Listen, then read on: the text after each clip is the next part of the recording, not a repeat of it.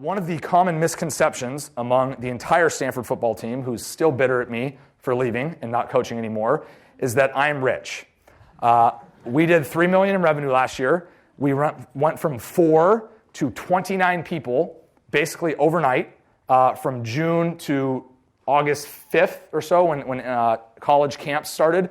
We had to figure out how to actually service all these teams that I was just out on the road signing up over and over and over again.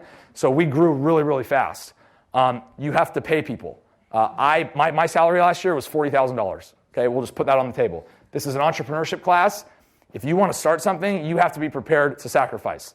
And we have people right now at our company that this is an equity play for them, and they are literally just making enough money to pay the bills.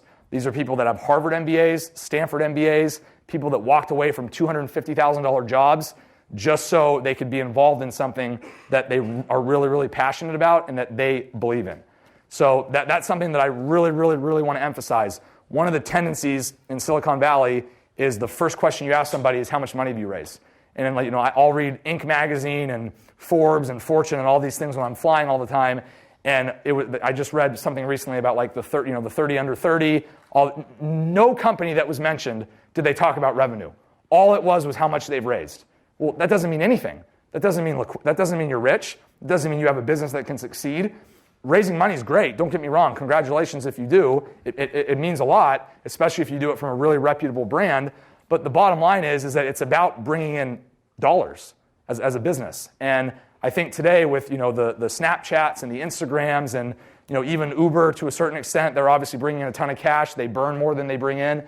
Basically everyone at this school that's young and then people that want to go out and get rich, they forget that businesses aren't all about users, right? They're about actually dollar in, dollar out. So one of the things that we've done really well so far is we bootstrapped. Our office for the last 9 months has been a townhouse in Menlo Park. It is literally the size of this. Okay, the living room on any given day has 12 people crammed into it. There's 3 sitting on the stairs. It is not sexy. As a matter of fact, when people come meet with us, I apologize in advance. And when they get there, they usually say, no, we love this. This shows us that you're humble. This shows us that you're hungry. It's something that actually we've turned into a positive. So one of the things that that I've been kind of hammering our people about from day one is, guys, if we don't raise money, if we can do this organically, we're in control, right? We make our own decisions. Nobody's looking over our shoulders. As far as financial flexibility, that really goes a long way. If we want to pay someone a bonus at the end of the year for doing a good job, we don't have to worry about somebody harping on us over our shoulder. I'm not saying that can't happen if you do raise money, but thus far, we've had a lot of financial flexibility, and it's been really, really neat, and we're kind of a cool success story in that regard.